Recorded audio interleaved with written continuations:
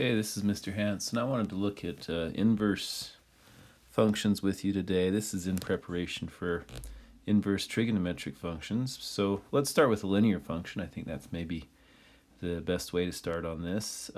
We have a linear function here. Maybe you could say a young man makes $2 an hour, plus he has $1 in his pocket. So this is a function that kind of represents how much money he makes, 2 times the number of hours, plus that extra $1 he has in his pocket. That's how much he's worth or how much he has. And we could use this function to put some inputs in, like maybe at 1 hour of work he's got $3. 2 times 1 plus 1. At 2 hours of work he's got $5. And at 3 hours of work he's got $7. So the idea was I plugged a number in, put it in through this machine and out, and then the machine is kind of a process where we're taking 2 times the input plus 1, and we get an output there. And so we have some ordered pairs here. We could even write them in a table. 1, 3, 2, 5, 3, 7. You could put more in. So I guess the question is, what if you were given an output like maybe 9? You can probably figure out the input would be probably take him 4 hours to make $9, kind of based on the table. But could we come up with a function that would give us the input when we have the output? And that's what an inverse is it's kind of reversing the process of this machine. It's taking your outputs and putting them back into the machine and getting an input out. So this is the process for doing this. You could say y, we'll call it the function f of x right now. We should have started with f of x. F of x equals 2x plus 1. There it is, function notation. And from there, we changed it to y equals. And there's a reason why we do that. We're going to switch x and y out. So that's the next step, because we want our input to be our output and our output to be our input. So we put x in the place of y and y in the place of x. And then we go ahead and solve the equation as if it's a new function, and we'd get the new y alone. So I'm going to subtract 1 here, subtract 1 there. We've got x minus 1 equals 2y. And then divide by 2 here, divide by 2 there. So y equals x minus 1 divided by 2. Let's just see if this works. Oh, by the way, when we want to rewrite y now, so it's f of x, but it's not the original function. It's the inverse of the original function. And the way we notate the inverse is we put a little -1 right up there. So f -1 of x equals x minus 1 over 2. So let's just pick the number 7, because we know when we got number 7 out, we put 3 in. Let's just take 7 and try it. So f -1 of 7 equals 7 minus 1 over 2. 7 minus 1 is 6. 6 divided by 2 is 3. So we have 7, 3 there. So 7, 3. And if we took 5, same idea, we'd get out 2. And if we took 3, we'd get out 1. So take a good solid look at these two tables here. Can you see that they're really the same thing? We just switched the x's with the y's. That's all we did. So that's one way of looking at it is a table. You switch the x's and the y's. Second way of looking at it is as a equation. We switched the x's and y's in the equation and made a new equation. Let's see what these two equations look like on a graph. So I'm going to graph this first one. Let's graph it in pink just for fun. So 2x plus 1, we start here at plus 1, up 2 over 1, up 2 over 1. Looks something like this. And let's do the other one in, just for fun, let's do it in yellow. So right here, and we've got, this is, we could write it a couple of different ways.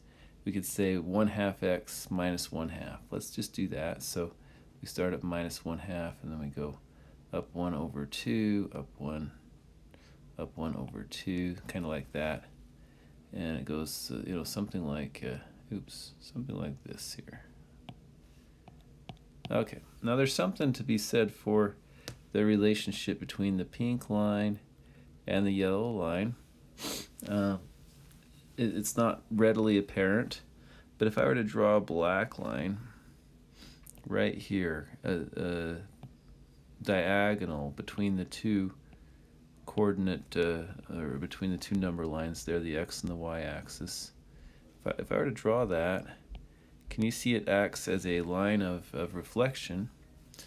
And so what's happening here, if you kind of take a look at it, here's the point 031, and it comes up as the point 13 on the pink line. So the x and y have just traded places, and when the x and y trade place, it's just a reflection over that diagonal line there. So now you know something about inverse functions as equations, inverse functions as tables, and inverse functions as graphs. Let's take a look at maybe one more inverse function. This time we're talking about f of x equals x squared. So maybe with this particular example, the most simple one that comes to mind is a square. So you put in a number for x like 2 and you get out 4 for y, because 2 squared is 4. So when you have a length of 2, you'd have 4 squares in there. So that's kind of the easiest way I can kind of visualize that one. And so let's do this. Let's write x equals y squared. Notice we switched the x and y out, and then we're gonna square root both sides. So the square root of y squared is just y, and y equals the square root of x. And technically, we haven't learned this yet, but you put a plus or minus there after you've square rooted that. So let's see what's going to happen here. Y equals plus or minus square root x. We're just going to, let's do this. We'll make a table. Put in 1, get out 2, put in 2, get out 4, put in 3, get out 9, put in 4, get out 16. You might be able to figure out, and if you put in -1, sorry, that's a 1 there, you'd still get out 1. Okay, so let's go ahead and look at a table based on the inverse. So if you put in 16, I bet you'll get out 4. So the square root of 16 is 4. And if you put in 9, you'll get out 3. And if you put in 4, you'll get out 2. If you put in 1, you'll get out -1. What if you put in negative? We're kind of limited to positives here, because if you have a negative square root, that changes the whole number system. So we've got this much. We can kind of graph it, and I just want you to see what it looks like on the graph, and then we'll be done. So y equals x squared. We've got 1, 1, 2, 2. 2, 4, and then 3 9's way up there. So 1, 1, and 2, 4. And 0, 0. Let's go kind of like that. And then if we turned it around, let's do this one in red. We still have 1, 1. Now we have 2, 4, 2, like that. And we plug in 0, we get out 0. So it's going to kind of look like this, and then it'll be 9, 3. So 5, 6, 7, 8, 9, 3, something like that. And the black one is something like that. And hopefully you can start to see that if we had a horizontal line here, it's a vertical reflection of those two. So my point doing that second one is just to show you, well, first of all, if you put in a number for the side length, you get out the square, or you can turn that around and say, put in a number for the square and you can get out the side length, either way.